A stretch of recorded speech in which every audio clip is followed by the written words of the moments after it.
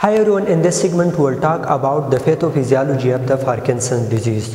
Why it is called the Parkinson's disease? Because it was described by James Parkinson.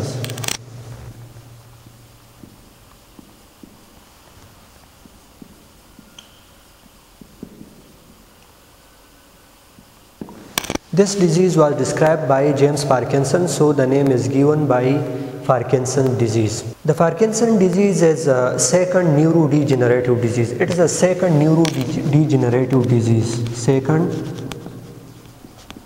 neurodegenerative disease.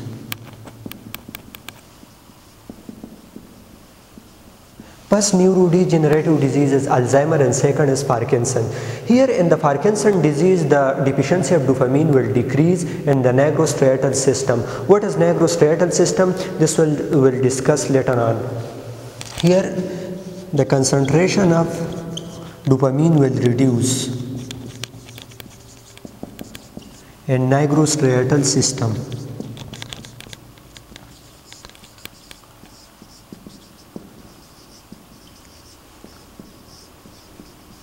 In nigrostriatal system, the concentration of dopamine will reduce and the degeneration of nigrostriatal pathway will occur. Degeneration of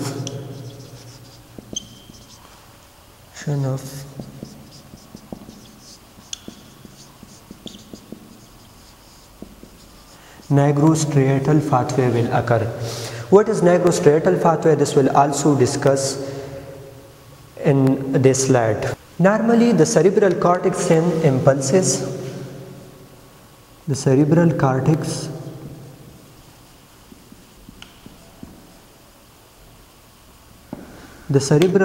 send impulses to the basal nuclei.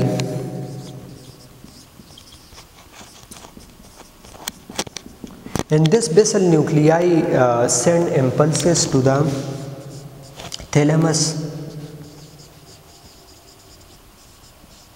and this thalamus again send this impulses to the cerebral cortex, and this cerebral cortex will send this impulses to the spinal cord,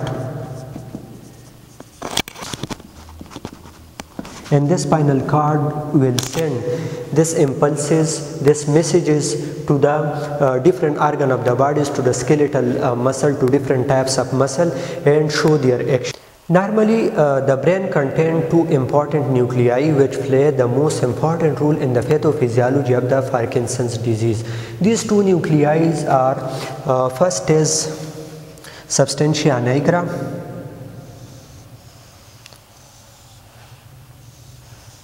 This is the substantia nigra. It consists of two parts. This is substantia nigra.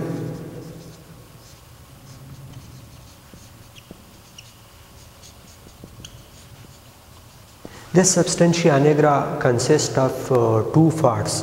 One is substantia nigra pars compacta, and second is substantia nigra pars reticulata. This is the first nucleus which play the most important role in the pathophysiology of the Parkinson's disease. Second nucleus is striatum.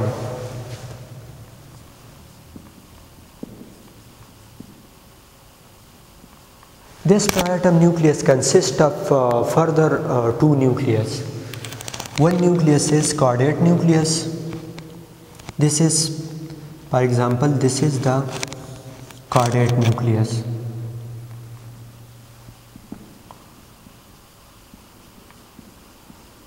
This is the caudate nucleus, and second is lentiform nucleus. Lentiform. This is lentiform nucleus. This lentiform inside the lentiform nucleus contain three important nucleus. Three important nucleus are, these are consist of three parts. This part are called putamen. The second is globus pallidus externa, and third is globus pallidus interna. These two are striatum nucleus. This is the lentiform nucleus and this is caudate nucleus. The lentiform nucleus contain putamen, second is globus pallidus externa, and third is globus pallidus interna. Here is the thalamus.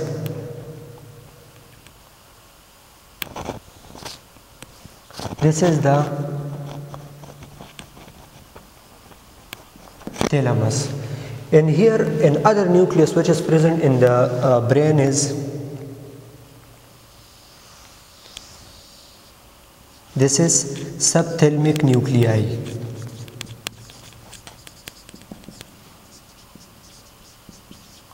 Subthalamic nuclei. There are two pathways which is present in the pathophysiology of the Parkinson disease: direct pathway and indirect pathway. First is direct pathway.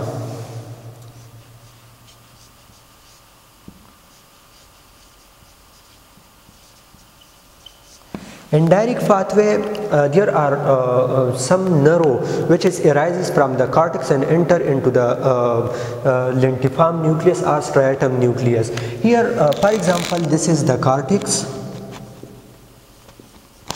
From the cortex, there are one nerve arises here and enter into the putamen of the lentiform nucleus. This nerve are glutaminergic nerve. These nerve are glutaminergic nerve. These are excitatory nerve or stimulatory nerve. And here from the putamen, another nerve arise and enter into the globus pallidus interna. These nerve are GABAergic nerve. These are GABAergic nerve. GABAergic nerve. And as we know that GABAergic neurons or GABAergic neuron are inhibitory neuron. These are inhibitory. The negative sign will show here as inhibition of the neuron. So this is another neuron which is called the GABAergic neuron. Another nerve which is arise from the globus pallidus interna and enter into the thalamus. These nerve are GABAergic nerve. These are also GABAergic nerve, and as we know that GABAergic nerve are inhibitory. Here from the thalamus, another nerve arises and enter into the cortex of the brain. These nerve are stimulatory nerve. These are stimulatory nerve which is called the glutaminergic nerve. These are glutaminergic nerve. This is the direct pathway of the pathophysiology of the Parkinson disease. Here from the cortex, this glutaminergic nerve will send impulses from the cortex into the putamen of the lentiform nucleus. And as we know that this is the glutaminergic nerve are stimulatory, so they will stimulate the another inhibitory nerve of the inhibitory nerve of the GABAergic. This is the GABAergic nerve. They will inhibit, they will stimulate this inhibitory nerve, and they will release the GABA. They will release GABA. When they release the GABA, this GABA will inhibit this neuron or this nerve, and that does not release these are inhibitory. So when this GABA release, this GABA will inhibit the effect of this neuron or this nerve. So Here another stimulatory nerve, which is called the glutaminergic nerve, they will free from the inhibition and they will send easily impulses from the thalamus into the cortex, and this cortex will send these impulses into the spinal cord, and spinal cord again send these impulses into different organs of the body, into the skeletal muscle, and show their action. This is the direct pathway of the Parkinson, pathophysiology of the Parkinson disease. The substantia nigra are placed for the dopamine. Here dopamine are present in the substantia nigra. From the substantia nigra, one nerve arise and enter into the foramen of the striatum. These nerves are arise and enter into the foramen of the striatum or lentiform nucleus. This nerve, this pathway are called the nigrostriatal pathway.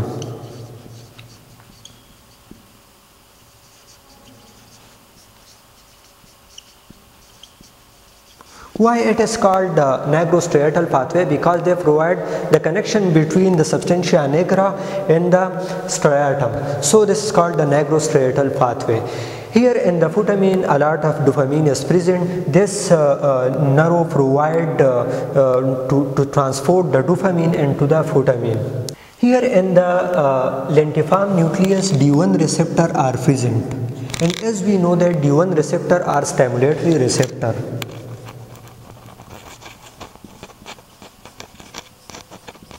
D1 receptor are present in the lentiform nucleus.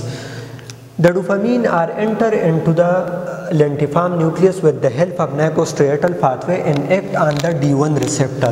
D1 receptor are stimulatory receptor.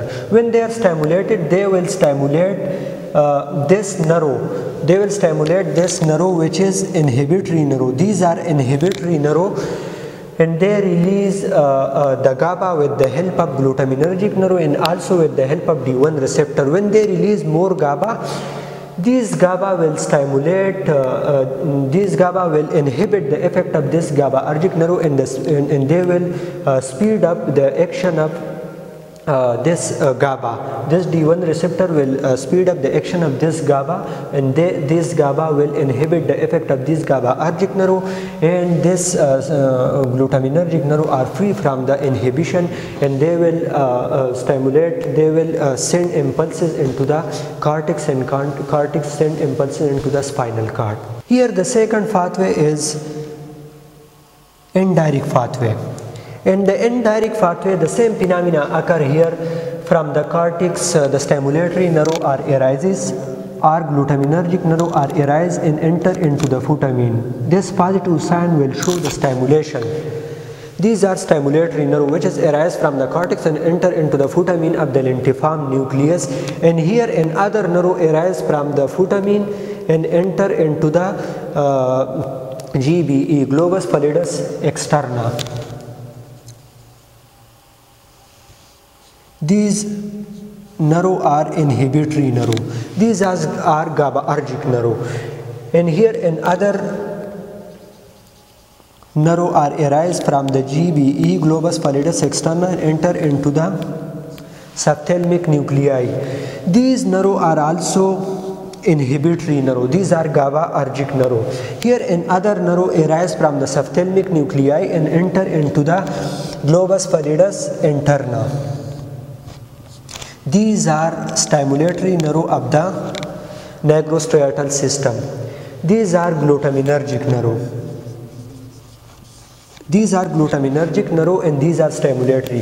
Here another nerve arise from the globus pallidus interna and enter into the thalamus. These nerve are inhibitory nerve, are GABAergic nerve. Here another nerve arise like D1, like the direct pathway, and other nerve arise here from the thalamus and enter into the cortex. These are glutaminergic nerve. These are glutaminergic nerve and stimulatory in nature. Here from the cortex, this stimulatory nerve will send impulses into the this inhibitory nerve. These are stimulatory. They will inhibit, stimulate this inhibitory nerve and release, this inhibitory nerve will release GABA. When they release GABA, the GABA will inhibit the effect of this inhibitory nerve, this GABAergic nerve, and they doesn't release the GABA. When they doesn't release the GABA, here is in other nerve are present which is glutaminergic in nature, which is stimulated in nature. So this glutaminergic nerve will free from the inhibition, so they will stimulate, they will cause the stimulation, and they will stimulate in other nerve which is present here. This is GABAergic nerve. When they stimulate this this nerve, they will release more GABA. When they release GABA, this GABA will inhibit the effect of this nerve, which is stimulated in nature, but the GABA will inhibit the effect of this glutaminergic nerve, and there doesn't release or there doesn't cause the stimulation, so they will not send impulses into the cortex.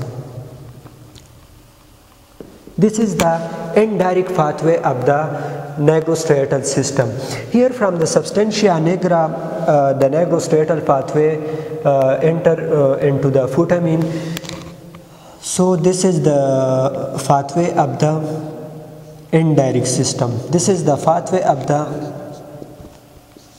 indirect system or indirect pathway. In the indirect system, the D2 receptor are present.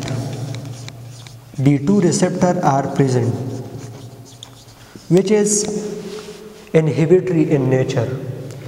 In indirect pathway, D2 receptor are present. When this, with the help of this nigrostriatal pathway, the dopamine are transported and enter into the putamen. They will act on the D2 receptor. When they act on the D2 receptor, they will inhibit the effect of this nerve. With the same as GABA, here the GABA is also inhibit the effect of this nerve, and D2 receptor are also inhibit the effect of this nerve. In the same phenomena as occur, they will speed up the inhibition. Here no stimulation will occur with the help of this glutaminergic nerve, and the impulses will not send from the cortex into different parts of the body with the help of spinal cord. This is the indirect pathway of the nigrostriatal system. This is the normal phenomena which is occur inside the brain. In the direct pathway, the contraction of the muscle will occur. In indirect pathway, relaxation of the muscle will occur. Relaxation will occur with the help of indirect pathway, because they doesn't stimulate the impulses, they doesn't send the impulses into the cortex and then into the spinal cord, so the contraction will not occur. With the, for example, the bicep and tricep, when bicep are contract, the tricep will unfortunately will relax. So this is the direct and indirect pathway. Now we will talk about the pathophysiology of this Parkinson disease, or the degeneration of nigrostriatal pathway.